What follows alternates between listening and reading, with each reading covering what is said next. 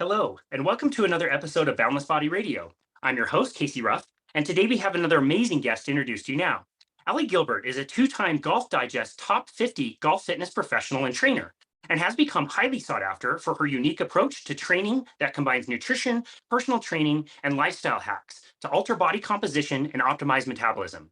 Ali found her passion in optimizing men's health by working alongside industry-leading medical practitioners, building an authoritative network to empower men and women with proper understanding of what true health optimization is. Her clientele consists of busy professionals who aspire to become stronger, optimize their health, and conquer nutrition. She lectures internationally and nationally on various health topics in both the medical and fitness arenas, and is regularly featured on podcasts like ours and publications on the topic of testosterone, metabolism, and golf fitness. Ali helps busy men get jacked, look great naked, optimize testosterone, and conquer nutrition by providing structure and a plan that works for their lifestyle.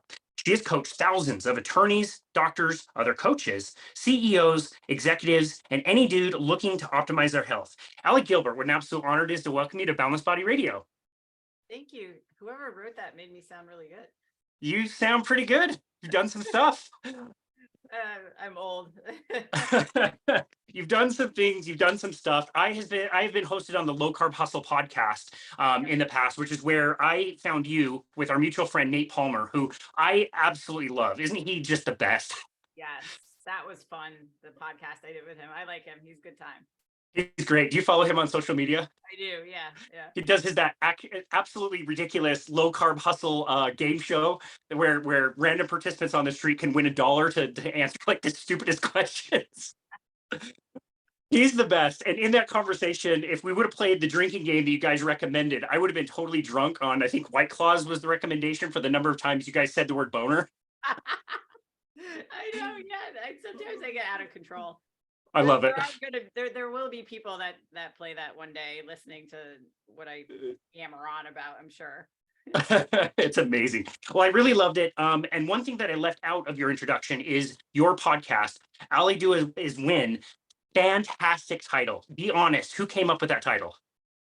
A friend of mine, but I've actually we rebranded it and we're relaunching it as the Ali Gilbert podcast because nobody could find it because they're like, I'm searching Ali Gilbert and I'm like, all right, I just got to change the name. So yeah. And then people who don't know like DJ Khaled, then they're like, I don't understand the title. I'm like, forget it. So we're going to make it the Ali That's Gilbert hilarious. podcast. Yeah. Nice. Well, it's a really good name. The content was great. And, especially on this show, we have so many experts on women's health that come on to talk about hormones. And I'm getting into the habit of saying like women's health hormonally is so much more complicated than men's. It's so much more different. They're on a 28-day cycle versus men who are kind of on more like a daily cycle. And listening to your content and your show, I'm wondering if I'm kind of selling men's health and men's hormonal health a little bit short. What do you think about that? I'm a female. Sorry. Women are way more complicated. Guys are not so much. It's really not very difficult to dial a guy in the way that women's health is. I guess it's tough because you deal with more hormones that you have to go after. But with guys, I think it's more that guys just don't talk about it. It's not something that is publicly discussed. It is highly stigmatized in many different ways. And so guys are not, open the way women are. Like women will talk about their hormonal problems or talk about like, oh, I might be going on estrogen cream or progesterone and stuff like that. And dudes like if you go to the gym, you're not like, yo, man, like could not get a boner last night. I don't know what's wrong. Maybe I have low T. I don't know. Like guys don't talk like that. So it's not just so open as women's health is. So I honestly don't know why there are so many women's health like events and certifications and like, things compared to the guys. So that's what I'm trying to do is advocate for men's health, make it more of a broad like topic of discussion so that guys feel comfortable talking about it because it is just as important. And there are a lot of intricacies that surround it that guys don't necessarily know the questions to ask because they don't care because they don't go to the doctor. Yeah. So is that the way that you talk about it? Do you do that deliberately, kind of a little bit more casually with a bit of humor? It's not like medical as much like the exact medical definition. It's more kind of like guy speak. Has that helped you like build bridges and reach people better, would you say? Dude, you nailed it. Literally, people are like, I love how transparent and direct you are. And I mean, I thank my mom for that because she was like that. I don't know any other way to be. So I'm like, cool, because I don't really know how to dance around subjects. So I diffuse the awkward nature of it and I just outright ask. Like, I'm not like, oh, hey, Casey, how's your boner today? But like, if you came to me as a client, say you didn't know anything of what I do, I may ask how is your sexual performance? Are you experiencing any issues? Blah blah blah. Nowadays, people know what they're getting into, like they know what I'm about, so they're very comfortable like DMing me because I invite that. I'm like, listen, there's no such thing as TMI in my world.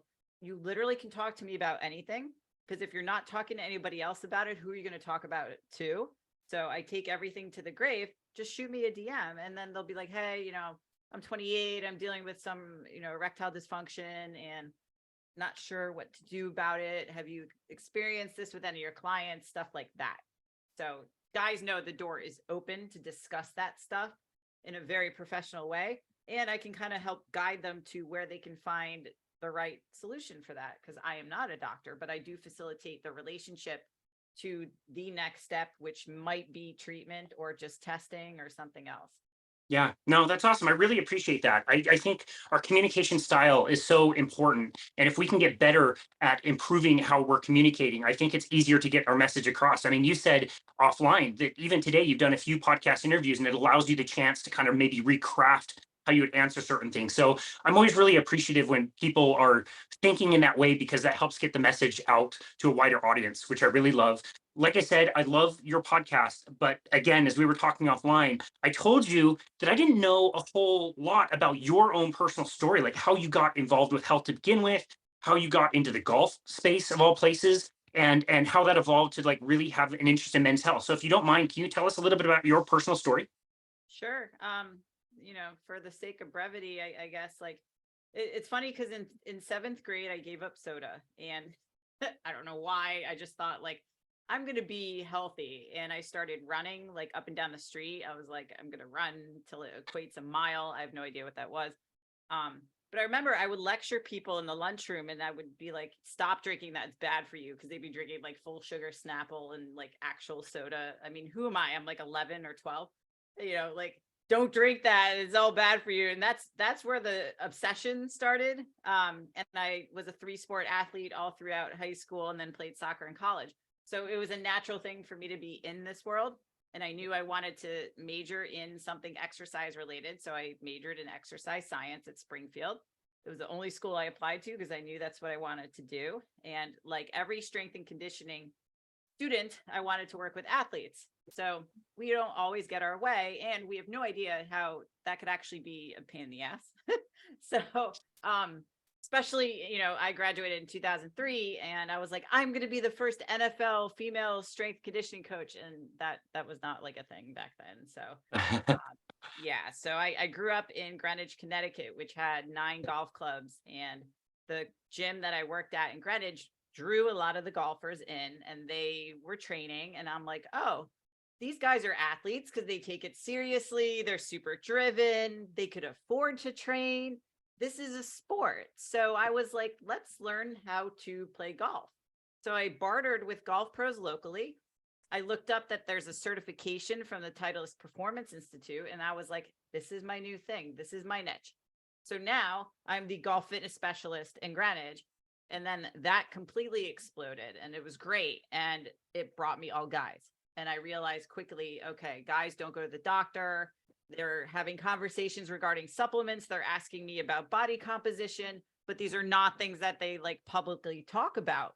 And I was like, why am I so comfortable for them to talk to? And it's probably because I'm very tomboy-like, and I'm very into cars. Like I love cars. I love sports. I love playing sports. So I think I related better to them than I did like some of the housewives that would talk about designer clothes, which I have zero interest or really know much about. So I'm like, yeah, you guys are boring. So I gravitated more towards the dudes. And because guys only sought out golf fitness really more so than women, that brought me to the men's health world. And then I was like, well, I'm going to just learn as much as I can about men's health, hormones, all that stuff. And one of my business coaches at the time in 2011, Tom Plummer, he was like, hey, don't talk about women's hormones ever. Like, just run with the guy stuff, because what you're posting is really starting to gain traction. And I think there's something there, being the woman talking about the guy stuff. And ever since then, that's what I stuck with. So I pretty much went all in. I've spoken at medical conferences. I have a fantastic network of physicians.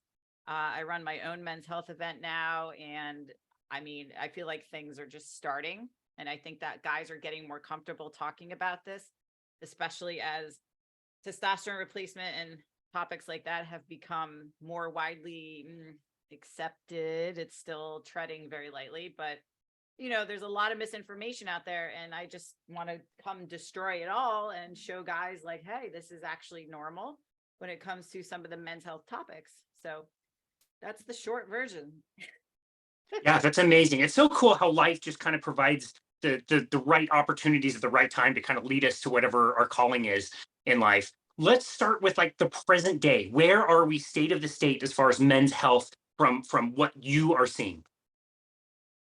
It's kind of at an all-time low in the sense that, like, yes, there's a lot more attention surrounding it. However, guys, testosterone levels are the lowest they've been in decades. Sperm production has declined 60% in the last few decades. Basically, they're trying to make testosterone an even more restricted medication. It's literally one of the safest out there, but it's being grouped into very highly addictive substances. Honestly, like, you can't really OD on testosterone, but it's in that same group. So it's hard for guys to get it. And the ranges of being, quote, normal are lower and lower than they've ever been. And there's complications surrounding that, because it doesn't really matter what your levels are so much if you go outside insurance, which you should, which we could, discuss. But as far as guys being aware of low T being a thing, there is more discussion, there is more openness socially, but it's still difficult because there are still a lot of stigmas. The bodybuilding world created a lot of that. It's a steroid hormone. So even though like estrogen and progesterone are also steroid hormones, they don't get the same stigma attached to them. Like when a woman goes on birth control or on HRT, no one's like, oh, you're doing steroids. But like a guy goes on testosterone replacement, they're like, you're cheating, you're on steroids. Like, and I'm like, shut up. I hate that. I really hate that. And this whole like toxic masculinity bullshit, like it drives me up a wall. I'm not sure when that like became a thing, but I started mentioning it in my live lectures like a few years ago. And I look on the faces of younger coaches and they look like terrified, because they're like, oh my God, this girl with a faux hawk is going to probably go on this tangent about like feminism. And I'm like, don't you hate toxic masculinity? And they're like, oh, you could see like the relief in their eyes. And I'm like, all of you guys are very similar to a lot of my colleagues, where I ask them, are you afraid to compliment a woman for fear of being labeled as something or dismissed as something? And they're all like, yes, like they're terrified because men don't really know their role in society anymore. Like if I'm a guy, then I'm labeled as something negative and I act like a guy and I want to be a man, but that's not good anymore. But then if I'm too passive, then I'm too weak and beta. That's not good. Like, so you can see guys have like this distraught, sense of like, where do I belong? And I want to help mitigate that for them in the sense that like, hey, there are a lot of people that still appreciate chivalry. There's a lot of people that still appreciate the traits of a man. I think any person can be toxic. And like, this is a whole, topic in and of itself socially, but I tell them, listen, like everyone's going to have their own social narrative that they're going to want you to fit in. Just be yourself and see where that takes you. Because if you're authentic and you're genuine, then there's going to be a pretty big group of people that are going to appreciate that. Yeah, interesting. I must be living under a rock here outside of Salt Lake City because I don't get exposed to hardly any of that. So that's good for me. Yes. I guess it's Yeah. coming.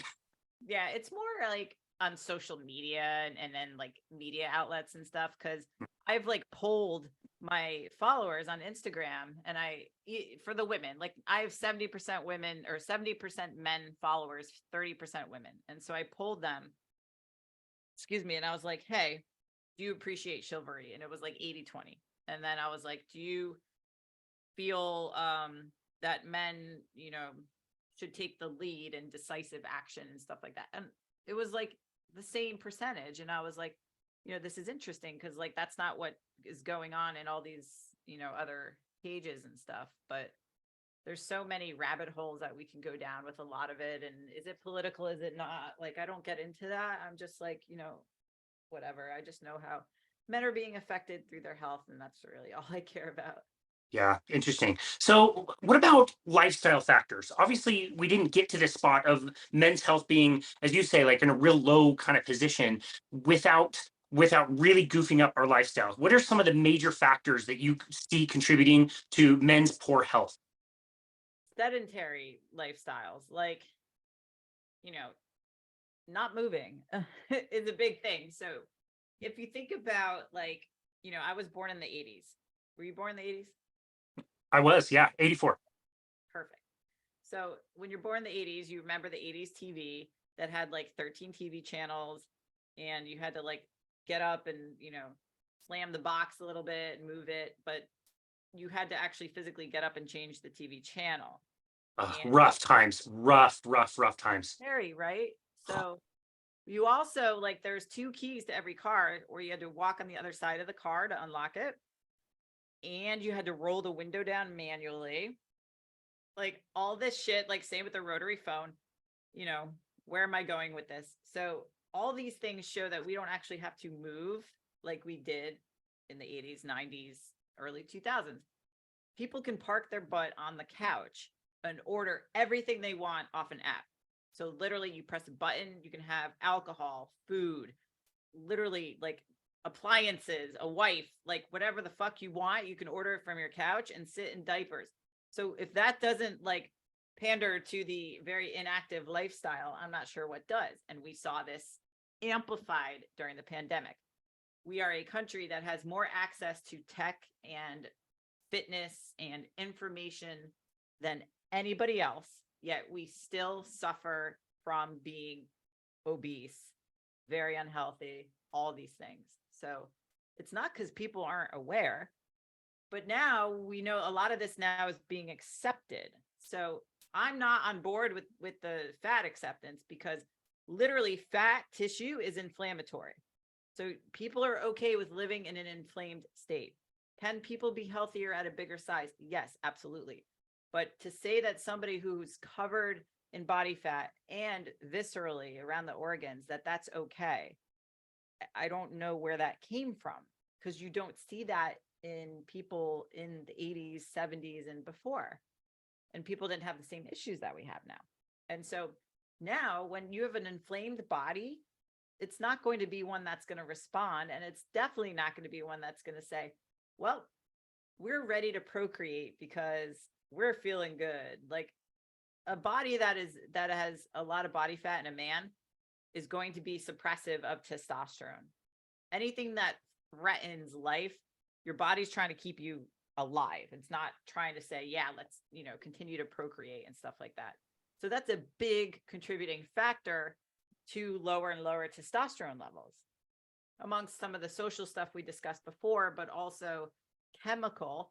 We're exposed to a lot more chemicals, a lot of things called endocrine disrupting chemicals, which basically act as hormones in our body, and they exist in plastics, beauty products, flooring, rubber, like anything that basically has a bunch of consonants in a row that we can't pronounce. Those are Yeah.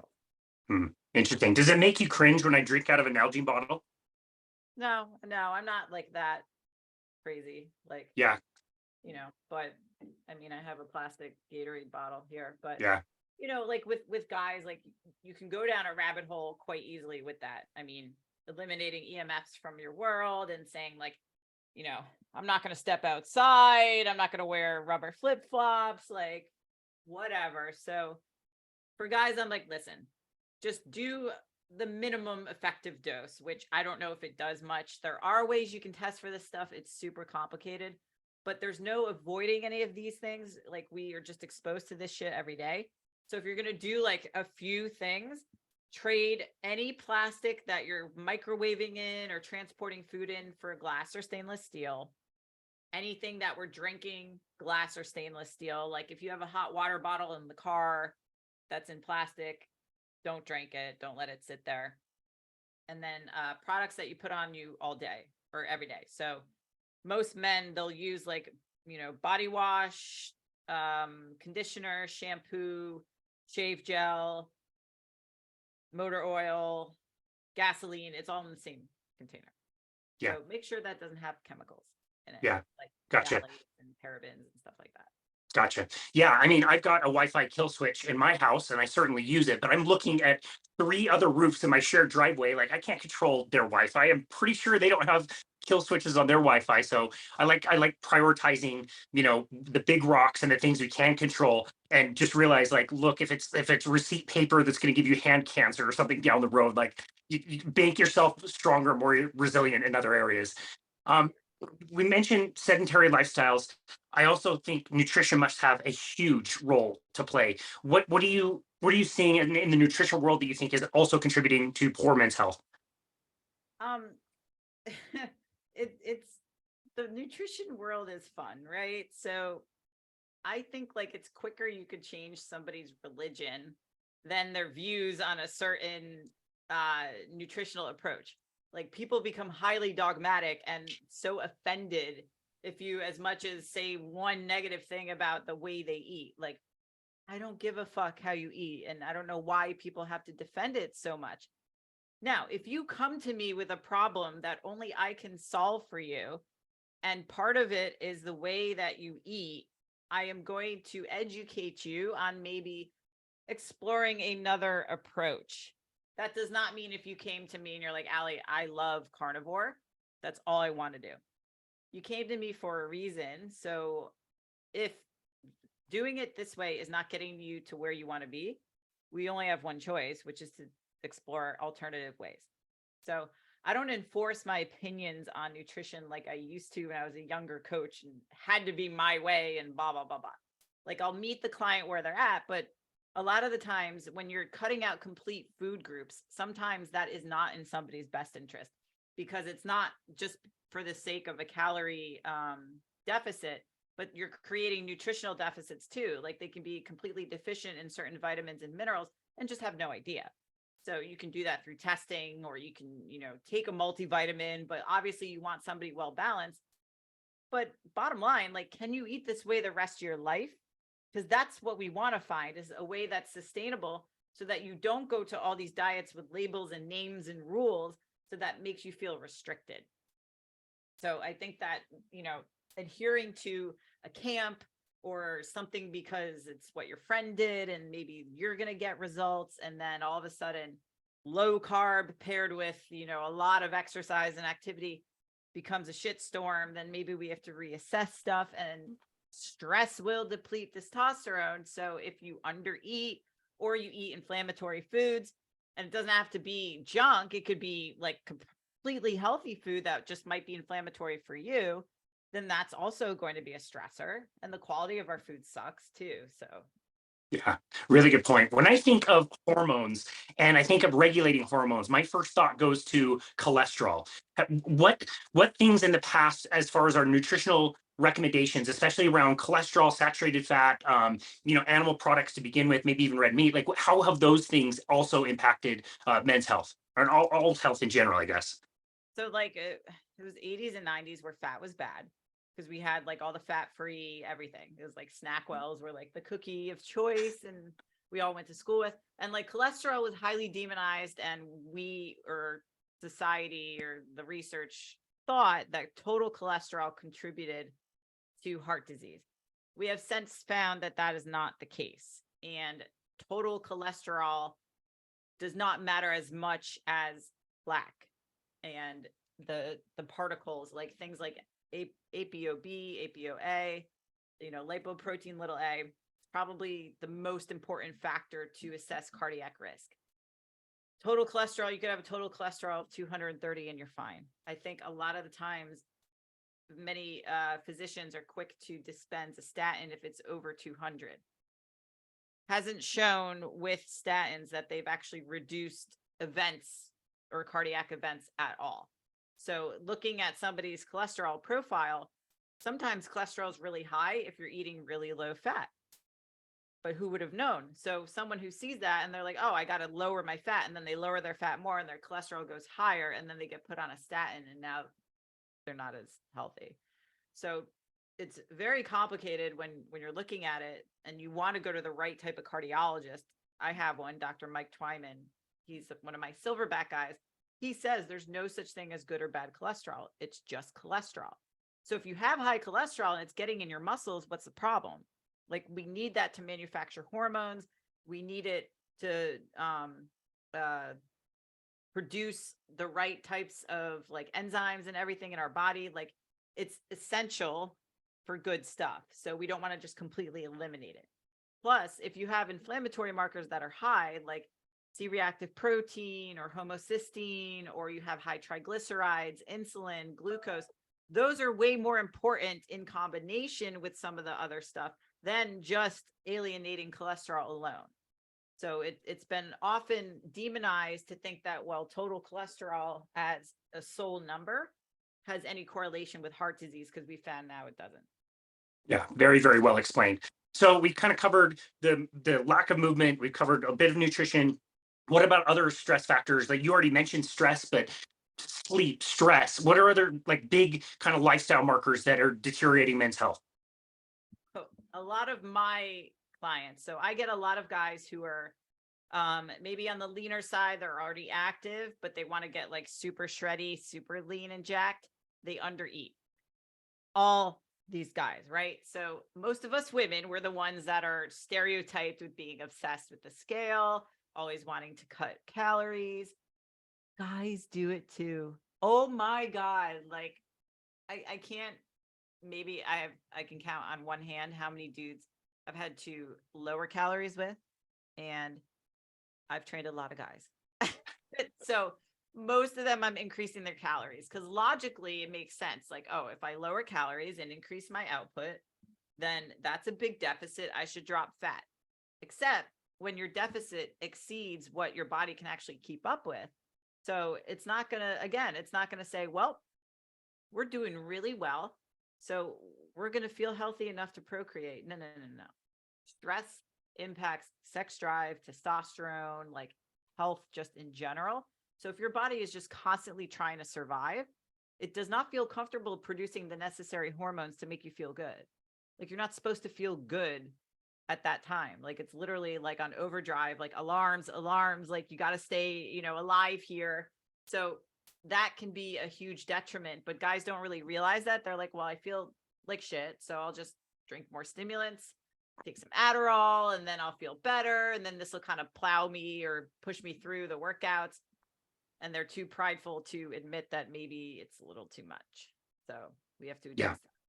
adjust. And I noticed too, just reading all the types of people that you tend to work with, there's a lot of A type people in there. So these are dudes that are used to kicking ass. They are used to undersleeping and overworking. They probably started their own companies or working long hours or whatever it is. And so you already have that tendency. Golf kind of has that tendency too as a sport itself. You're always trying to refine your swing and do new lessons. You're always working on something. And so that to me seems like a huge challenge that not enough people are talking about. It, I don't know what drew me to this. I think because in Greenwich, we're the first town outside New York City. So I had a lot of the Wall Street guys who wanted to train before they train before they caught the train. And then I had the guys who like pretended they're retired around 10, 11 a.m. Like I never had evening clients at all, like the type A. And they were challenging sometimes personality wise. And I liked that. I was drawn to that. Like sometimes when people ask how I got in men's health, I'm like, I have daddy issues. And this is exactly why I need to be in it. But like my friend Jay Tita and I discussed literally like he's in women's health and I'm in men's health. And he said he has mommy issues and he used his pain for his purpose. And that's what I did. So like my dad was just not in my life growing up. So I was like, oh, well, that makes sense because now I want to help all the men. So back to type A. So I think I was drawn to that personality because I was like, I can help them find a solution for what they're struggling with. But they are so, I don't want to say stubborn, but they're so brilliant in every aspect of their life, their business, like, maybe their family life, but like choosing, making really hard decisions. But when it comes to the fitness and the nutrition side, they do not know. They know they don't know. They'll think they know, but they don't know. And that was what was really fun and still is. Because I'll get guys like on a consult, they'll tell me what they need. And I'm like, cool. And then I'll explain to them in a way that doesn't really make sense, or not make sense, but I'll explain what they need in a way that doesn't seem like I'm going at them. Because a lot of these dudes, they have no other choice. And I'll say that to them. I'm like, cool. So you've been doing XYZ. Now, how do you expect to get to this? Because doing more of what you're doing is not going to get us there. Are you willing to do something different? Why did you hire me? Right. Right. So Right. usually people don't hire you because they feel amazing. They're going to hire me because something hasn't changed.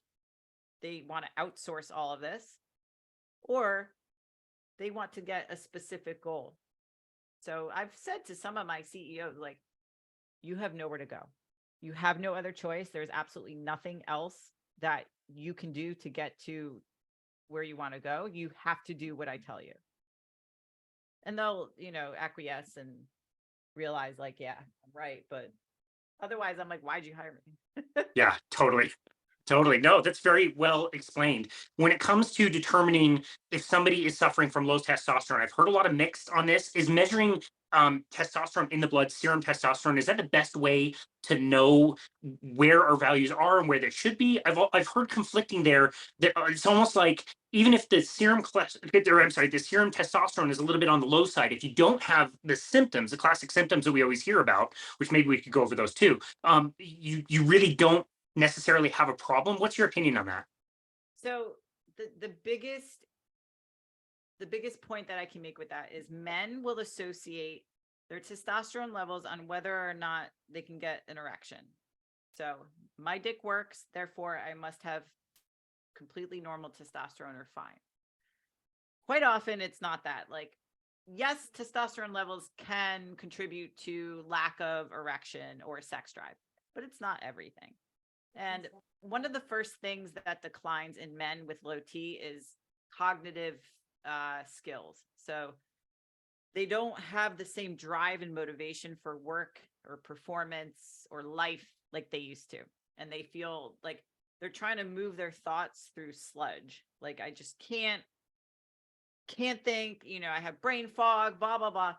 Those are the first signs usually. But that's usually correlated with depression. So a lot of them align, and then maybe they feel more lethargic and they store body fat in places they never had. And they just don't feel like the same sense of purpose that they used to. Those are all things that testosterone does for men. It's very neuroprotective. So it's a very powerful like neurosteroid. But they just equate it with, okay, does my dick still work? Because if it does, then we're good. But that's not always the case, like I said. There's plenty of guys who can perform sexually perfectly fine and have low testosterone, and then the vice versa. So there's guys with really high T, and then they just can't perform sexually. A lot of things go into libido and sex drive and all of that.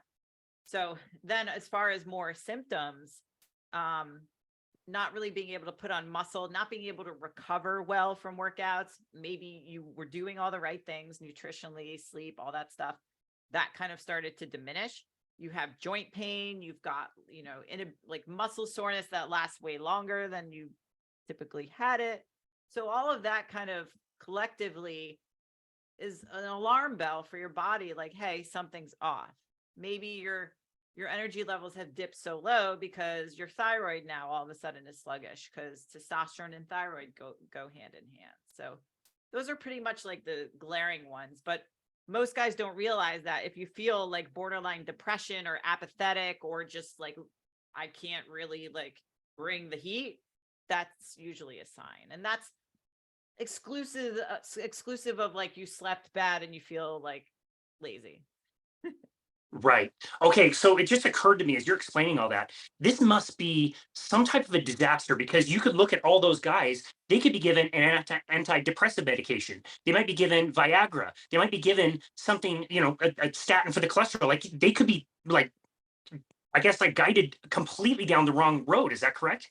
Oh yeah, quite often they're handed an antidepressant with, Viagra or Cialis and told to have a nice day. That's like the veterans starter pack is antidepressant, Adderall, like things that they don't need where they just need hormone testing. So Yeah. Gotcha. Okay, so on the hormone testing, let's talk about testosterone replacement therapy itself. Um, Lots of misinformation out there. Lots of people saying not very safe, could cause cancer, like all of this nonsense. I believe it's nonsense. I'd love to get your opinion. But before we talk about that, I do want to ask you about something you said earlier. That the levels that guys are getting prescribed testosterone are getting lower and lower, and it's harder to get testosterone now. Why would that be? You always hear the story that like the pharmaceutical companies are trying to sling any products they possibly can. Is yeah, it because testosterone is a better fix than getting somebody on that starter pack that you mentioned? I'm glad you asked that because I completely forgot that side of my tangent. So when you talk about like symptoms and stuff like that, so what is the best way to know if you have low T? And you asked if blood was necessary. So there is a range that they give for testosterone, for total testosterone. And it used to be 350 nanograms per deciliter up to like 1100. Huge, right? Like, yo, I bench press 350. I bench press 1100. Like, that's really wide range. So, Right. um, because men's levels have been lower and lower throughout the last decade, certain lab companies have actually lowered that entire range. And now it starts at like, 220, 250 and goes up to like 900 something. Why does this matter? If you go through insurance, which nobody should when it comes to hormone replacement, but if you go through insurance, insurance wants you to be in that range. That range is the average of all men in America who are overweight, sick, smoke, like literally you are being looped in and thought of as quote normal. So you don't want to look at it like normal. You want to be optimal. So that range being lower, if you go through insurance, you have to qualify for testosterone replacement by being under 300 twice. It's ludicrous because that's saying like, all right, you could have a 30-year-old man whose test level is 350 and you can tell him he's normal and he's fine and have a nice day. Like he can be highly symptomatic. So insurance-based medicine's not the best route to go for this. So if you bypass that and you go to somebody who knows what they're doing, then yes, the levels matter, but it's also subjective. What are your symptoms? What's your free testosterone? Why is it low? Which can also be diagnosed through lab work, through LH levels. And then you can find kind of the root cause.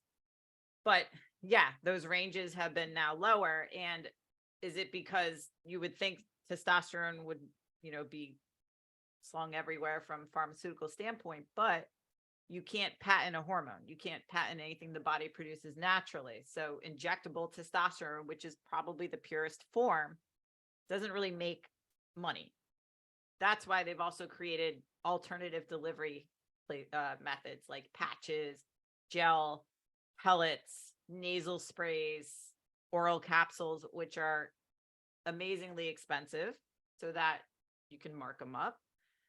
Clinics can make money on those. Literally, cream and injectable are going to be the most optimal delivery methods of testosterone. So Okay. that's why they've made it so crazy, because they don't want guys to qualify for testosterone because it doesn't make any money. Gotcha. I knew it had to do something with money. Now, is testosterone taking any kind of testosterone, but especially the types that you just mentioned, is it safe? Very exceptionally safe. There's a lot of myths and misconceptions surrounding it based on old literature. One of them being heart attacks. Well, I could show you all the studies that refute and upend all of that. I put them in my talks. Same with prostate cancer.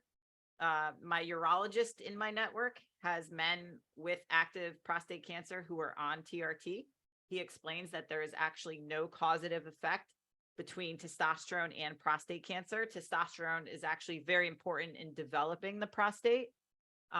Same with heart attacks and strokes. Testosterone's cardioprotective. So if you have low T, that's actually a bigger risk factor for a cardiovascular event than high testosterone. Logically, if this were the case that it caused all these bad things, then like 17-year-old boys would be walking around having heart attacks and prostate cancer. I don't think we're seeing that, so it's crazy that being an optimal man is all of a sudden bad for you and associated with all these terrible things and blah blah blah. And it's similar in women's health, where there was certain studies that said estrogen is bad, it's going to cause cancer and all this stuff, and it's just simply not true. Yeah, terribly done studies. And that myth just continues to propagate. Another one that I hear quite a bit is that if you're taking testosterone exogenously, then your own endogenous system of producing testosterone will lower. Yep. Is that true or not? Very true. Yes. And this bothers men for some reason, but what I explain to them is you're never going to produce more than you are naturally. So if you're already not naturally producing enough, what's wrong with suppressing it because your body's not giving enough to you? Because the literal definition of testosterone replacement therapy is to replace what you should already be biologically producing. If that's not happening, it's not going to just randomly happen by osmosis. Like, you have to give your body what it needs. It's the same as with thyroid. Like if you have suboptimal thyroid production and you take thyroid hormone, it solves the problem. But because it doesn't come in a needle, then it's not looked at as like so bad. But it's very, very much the same concept. It doesn't have the same suppressive effect if you take exogenous thyroid, but testosterone is produced in the testicles. And if you bring it into the body, your testicles are like, cool, we don't need to do this anymore.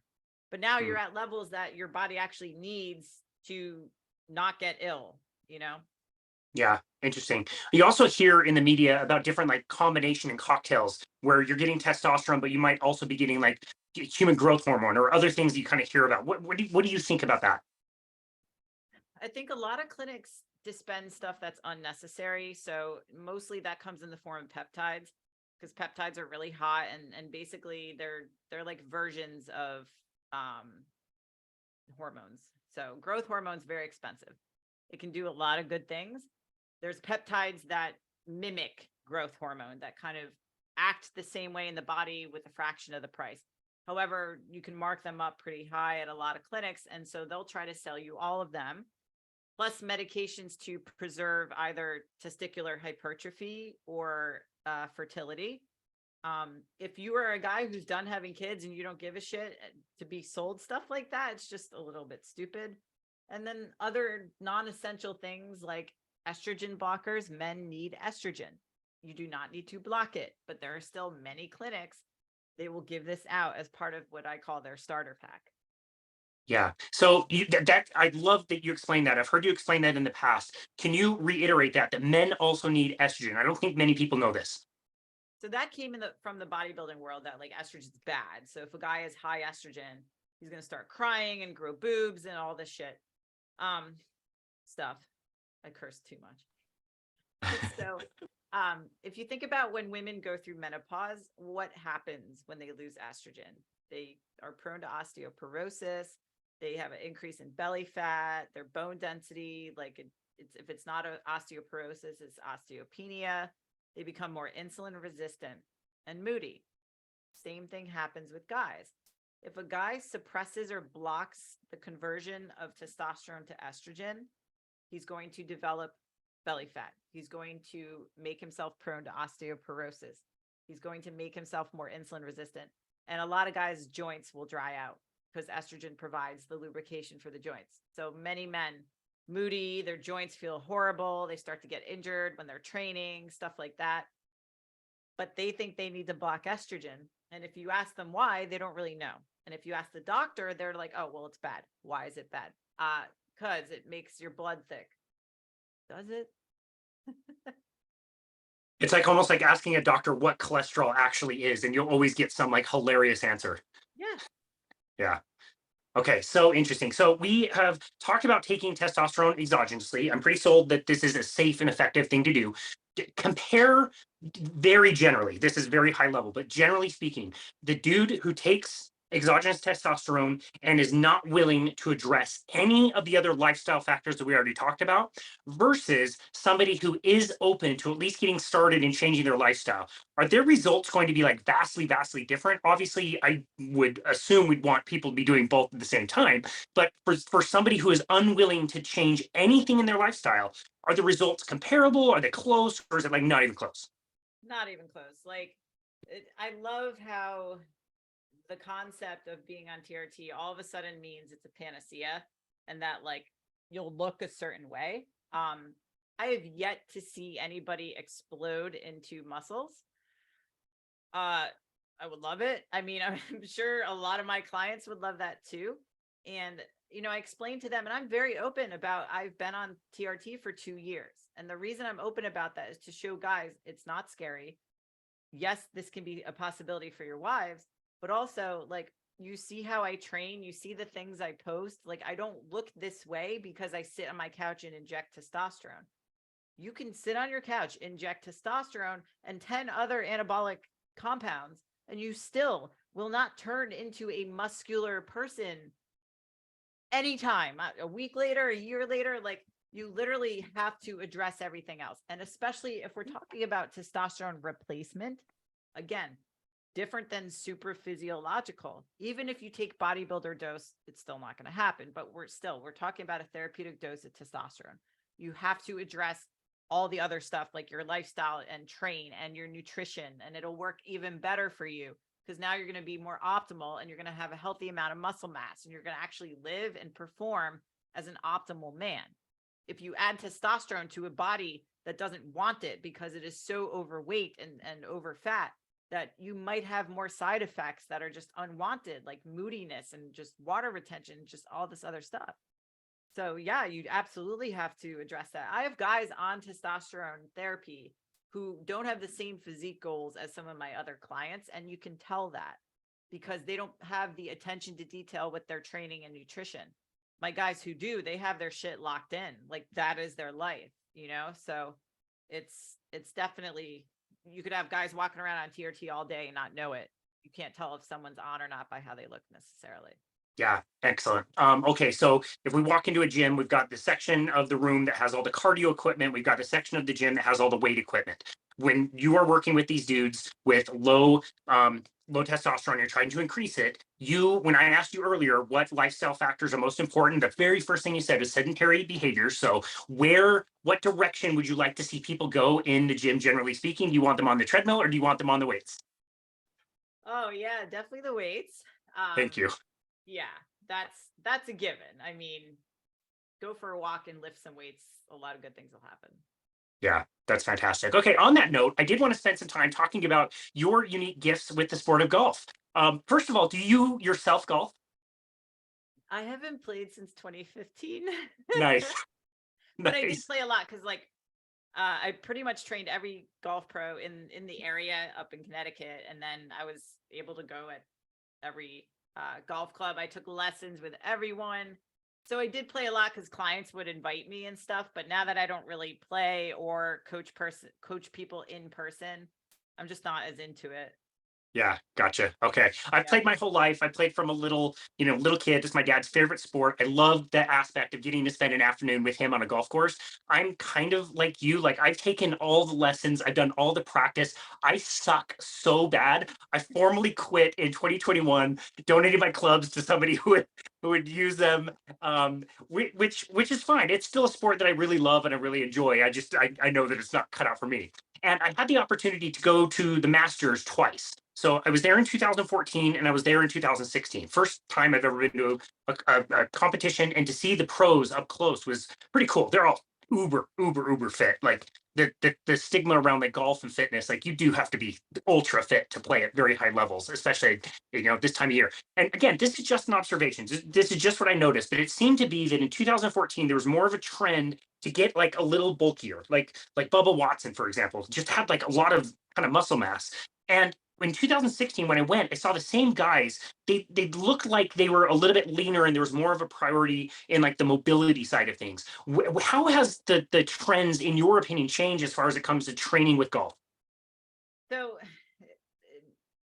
okay, so yeah, mobility is still something that like I'll get people that are like, I don't want to get too big, and I always laugh because like literally golfers next to women are the only people that say I can't get too bulky, and I'd be like, dude, you goblet squat like 50 pounds twice a week. I think we're good. Like that's not gonna happen. Or they would think like Tiger Woods is like, so jacked. And I'm like, okay, JV, like third string, maybe like he's not though. And it's funny, the perception of that and the perception that that would happen over training twice a week. So yes, looking a certain way, I think I would care about that if I was a professional golfer, but I think they need to understand having a platform of strength and stability and mobility are all important. And maybe the byproduct is how they look. Some of them do care how they look. Some of them could really care less. That's apparent on the course. So I think the shift actually has the pendulum has swung where now it's cooler to get stronger and lift heavier and know that that's actually going to contribute to good things. And I don't think that they eat enough or train hard enough because they have no off season to be able to significantly grow a certain amount of muscle. So it's literally like maintenance year round. I was on Golf Pass this week last year, where I talked about deadlifting for golf and how it's not scary and it doesn't have to be, and different variations of it, bench press and like squatting, things that are like scary for golfers. But I talked about how like you're applying force in the ground, like these are things that you have to have a certain amount of strength to bend down and look at a putt. I don't know. I would want to be able to actually move freely and do that. So if you're weak, your body will sense that and it will tighten up and not let you move in those positions because it's not feeling safe. So I think, we've shifted now to, oh, okay, strength is cool and necessary and explosive and all of that. Cause I've trained long drivers too, where again, we don't focus on muscle growth so much. We have to focus on getting them strong and being able to move. So it's always going to be, what are the demands of the sport and what is necessary through training. Many golfers think they're special. Golf is not special outside of any other rotary sport. There are no special golf exercises. There are exercises that help your body play golf better, not this is special because it's a golf exercise. Like that drives me crazy. Okay, I think you just answered my question. I'm going to ask it anyway. When I first started training in 2007, it was all we called it functional, right? So I'm a hockey player. I go to the gym. I jump back and forth, side to side, like a hockey player looks like when he's skating, and maybe I'll swing a stick like I'm doing a slap shot. And more recently in the last few years, I've come across the work of Dr. Doug McGuff, who wrote the book Body by Science. And it's more like, no, none of that stuff is hockey. Hockey is hockey, and it's on the ice, and it's with your shit talking buddies, and there's 5-on-5, and like there's a context to it, and there's really not a ton specifically you can do in the gym for that sport. You should take time to play your sport in the context of whatever your sport is. Use the gym to make yourself really, really strong. So again, early in my career, I would have said, okay, you're a golfer. We're doing what you just described, those special golf exercises that maybe kind of sort of look like a golf swing. But I would have avoided doing things like you said, basic movements, leveraging machines, chest pressing, deadlifting, squatting, big compound movements that would make anybody strong for any sport that they play in a way that can be done really safe. A 15-year-old could do it, a 95-year-old could do it. Where are you on that spectrum? I don't think Michael Jordan was shooting basketballs that were medicine balls, meaning weighted, So like doing weighted versions of your swing will probably fuck up your swing. So should you do things that are safe? Yeah, absolutely. Like there's plenty of stuff that's safe. Jumping is safe. Like literally jumping. It's okay. Like kids do that on the playground. So that's allowed. I don't think anything has to, if it looks like the swing, it's probably not helpful for your swing. Yeah, I love that. Awesome. Well, this has been a really fun discussion. Is there anything that we missed? Anything you want to address? No, I think this was great. What about the future? What do you have going for the future? So my men's health event called the Silverback Summit is in Austin, Texas in November, the 9th to the 11th. you guys should all come. If you're a coach, if you're a man, if you're a woman, whatever, if you want to learn about men's health and you want to go deeper into everything we discussed, if you want to meet all my physicians, cardiologists, attorneys, everyone associated with men's health, fitness people, nutrition people, we will all be there speaking, debating, discussing. Literally, it's a 3-day event with formal talks, panel discussions, Q&As, debate style talks, barbecue, fun. Come to that. That sounds amazing. Actually, I just got back from Austin for my first time for KetoCon, and super fun city, really great place to experience, great place for barbecue. I had some amazing dishes, very easy to stay on a carnivore diet down in Austin. Yeah. That sounds like a wonderful event and a great time of year to do it as well. So that's fantastic. I'll get with you afterwards so we can tag that in the show notes for the listeners. But as of now, Ali, where do you want people to go to find you and connect with you and your work? Silverbacksummit.com or on Instagram at the Ali Gilbert, ALI. Pretty easy. I love it. Thank you. Yeah, that's great. Well, thank you so very much for this discussion. I think it's a really important one to have. I certainly wasn't, I didn't value it as much before I found your work. I didn't think it was as big of a problem as it really is. And so it's been very educational. Hard to know where exactly this conversation would go if I would be asking the right questions, but you kept it in line and really educated us. I'm so grateful for that. So grateful for your work. I'm so glad I got to hear you on the Low Carb Hustle podcast with our good friend Nate, who is hilarious. Definitely recommend that. Valley Gilbert, thank you again so very much for taking the time to come on our show today. We really appreciate you. Thank you, Casey. Such an honor. And this has been another episode of Boundless Body Radio.